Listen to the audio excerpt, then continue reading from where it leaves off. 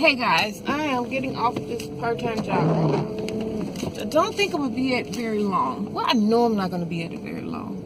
You know, sometimes we do things because we need extra money and we do them, and I need to work for myself. I need to really bear down, get my health together, and work for myself. You know, sometimes people can be just evil. I mean, just truly evil. But the thing about it, which I've done a lot when I've left jobs, where I allow people to get under my skin and make me lose my income. You know, that's not what I'm doing now. I'm gonna make sure I have income before I just walk away. But I need to walk away. You know, if you don't know, you know, you assume that the person that's working for you is the person that's wrong because, oh, it's a long-time customer. You know, I just went through something at my job. It's a client that always comes in. I guess he's a regular, but he's always nasty. He's always rude. And it's a black man, a short black man. I don't know if he has a short complex or what, but, you know, just some kind of complex is going on there. But every time he comes in, he's rude. You know what you're doing with that register? Where the other girl at? No, she don't work there no more. You know, and I'm just quiet. I try not to say anything. I try to answer his questions about his cleaning. If the guy's just really nasty and really rude, I ain't got time for you to be filling with that cash register. I need my stuff. You know, that's how you talk, you know. So he takes the receipts out my hand, and he's looking at he takes the receipts and he's looking at the receipts. I don't believe it. Get a manager up here because I don't believe it costs that much. But okay, he had repairs, and he got like, I don't know how many clothes up there, and they're white. So that adds $1 to everything. So I didn't write the receipt. I didn't put it on there. I only had put in the first 2 receipts, and I was going to add the other one because it wouldn't go in. I was just going to manually add the other one and take, you know, his payment because he's writing a check. So, but I didn't add in the one that he claimed too much money and he did not believe that it cost that much. I didn't add that one in. And I'm trying to tell my manager that, but he's, you know, like taking the guy's side. I know you're supposed to take your customer's side. That much money? No. The guy knew he was wrong. He knew that he was getting over. And I wasn't going to argue with him. He was like, I know you're not going to argue with me. I hadn't said a word to this guy. But he's going to get in front of the manager to try to make me look bad, like I had said something to him about the money he owed, which he got away with not paying, you know. So the manager look at the receipt. It say $82. That's how much this much bill is. That's between you and the lady. Didn't she tell you how much it was when she rung it up? If I'm going to bring it up, I'm going to let you know how much the ticket's going to be when you come back. If you don't want to take your receipt with you, I'm going to let you know how much it is. That's what I do. And, you know, he's always trying to act like, you know, you're so unprofessional. It's an old register. Yeah, it gets stuck for some reason. It doesn't work right for some reason. It doesn't add everything in like it's supposed to for some reason. I have nothing to do with that. I was putting it in right.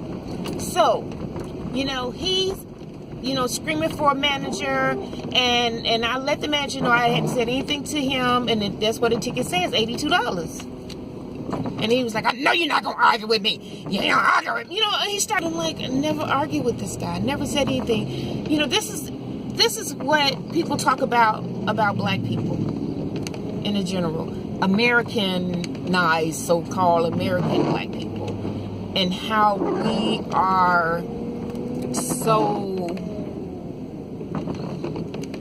not together, you know, how we cannot stick together. But when we think it's a common cause, and really, when you see those protests and those marches, which I never would be a part of, I'm sorry to say that, but I wouldn't. When you see a lot of these protests and marches, it has nothing at all to do with a lot of times what has happened. It has a lot to do with self-empowerment, because we all feel so unempowered. We feel so weak and just ran over all the time. And so when we get a chance to stand up for ourselves, it's not about the person we're standing up for all the time. A lot of times it's just about ourselves. It's about the fact that for this moment, I have a reason to stand. For this moment, I have a reason to protest against something, and I'm heard. And I feel like I'm a part of it because we don't have a lot that we can be a part of. There, other than Million Man March, which is a beautiful thing. Black people don't get together. I think we have Real Men Cook. I don't know if they still get together, but they don't really have something where large groups of black people get together, like the Ku Klux Klan. Like they got their group. They got sectors and everything. And we got, Masons. They have their thing, but that's like a little private institutionalized kind of thing that really started. Look it up. I'm not gonna tell a whole story about how that got started, but they just really don't have something where they meet in large groups and be together, like fishing groups or hunting groups, or we can't have hunting groups because police seals with a gun, they just shoot us automatically. Even if we're licensed carry, whatever, they don't care because they don't want us to have guns, period. But so that we can't have, a lot of times we can't even have groups like that, and then the banks won't loan money to groups that are black people. So we're just not together. So a lot of times you run into these, I don't know what kind of Negroes I don't know what he is, but they're just angry. I don't know if what he's angry about, what he's mad about, but every single time he comes into the business, he always wants to make me feel short and low and I don't say anything to him. Yes, sir. No, sir. And that's it. Here's your order, sir. And just say as less as possible to him. And he was like, how long you been here? I said, almost 2 months too long. Just, that's it. And then I try not to talk to him anymore. But the guy's just so nasty and so rude. Get somebody up here now. I'm not paying this $82. So I get the manager up there. The manager comes up there, and it's like, what did the rest? I said, I only added up the first 2 tickets. But he's screaming and hollering, talking about nobody screaming at him, and ain't nobody gonna argue with him. He knew what he was doing. Slick old dog. He knew what he was doing. And so I'm trying to tell the manager I only added up the other 2 receipts, and I got to add this one on, but I hadn't added up the one he hadn't took out the door yet, and it was $82. And he's looking at the receipt. It says $82, and I'm like, okay. So I was like, charged him for that and added that to it, but I never added the $82. And I'm trying to tell the manager that, but the guy screaming, talking about somebody arguing with him, which I did not argue with him, and he's looking at the receipt that says $82. So I'm like, oh, I hadn't added that one in yet. So, he left there with $82 worth of free clothes. So he can keep a customer, but make me look stupid. Instead of saying, well, we're going to wait, the person who did the receipt, we're going to have to wait until she gets back, or I'm going to have to call her.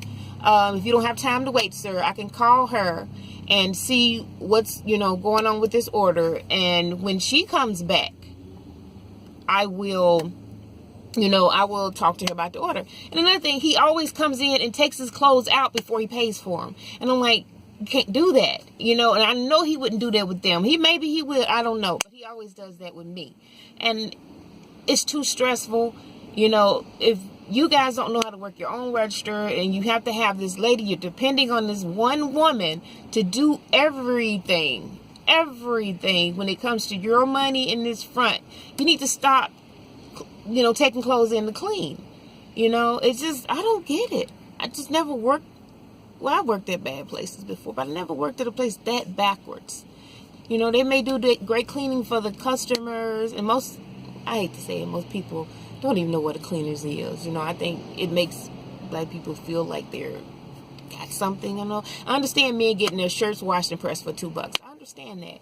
But the people that come in there with the t-shirts, you paying $4 for a t-shirt to be washed? Really? If it says wash and wear, you wash and wear it and iron it. They too lazy to iron it. They too lazy to wash a shirt. They rather pay $4 to wash one shirt. I was like, wow, this is what, I don't know. I don't get it.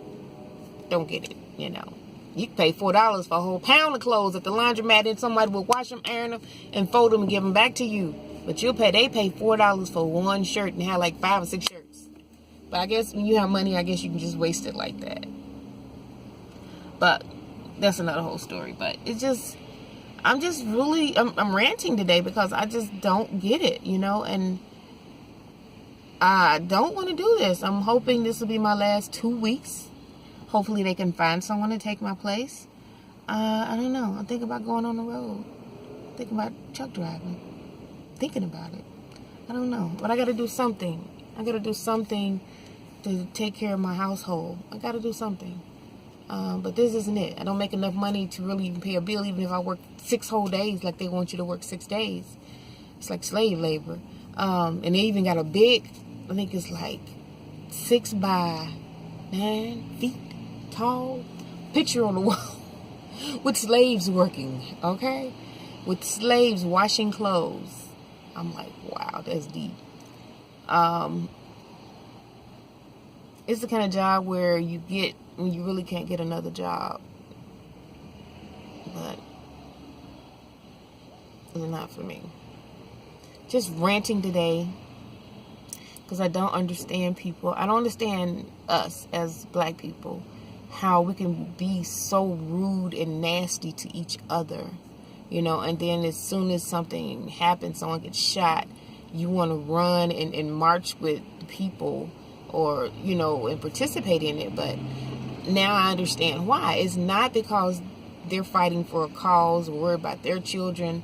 Not saying all of them, but majority of times people get involved so they can feel a little empowerment, because we amongst ourselves take away power from each other when we degrade or like the guy did me today. It really hurt my feelings, and he knew it hurt my feelings the way he was talking to me, and I wasn't being rude, wasn't being mad, but he's trying to make me lose my job by saying I'm arguing with him, and I never even got loud with him.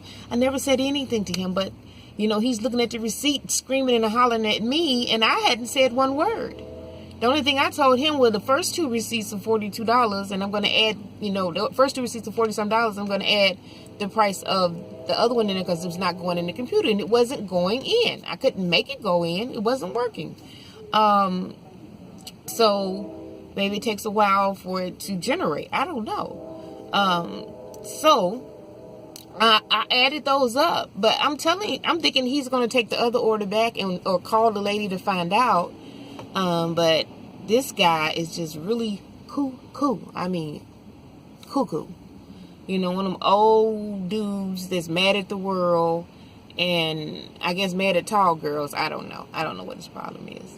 But it was just really and truly ridiculous. And I just got to get out of there. Get out of there. I don't know what my next step is, but I got to do something to take care of my household and make money. I can't do it right now with my artwork. I can't do it right now with my writing. I can't do it right now with the things that I really and truly love to do. So you have to make a plan and do what you don't want to do in order to make it, and take care, guys. Bye-bye.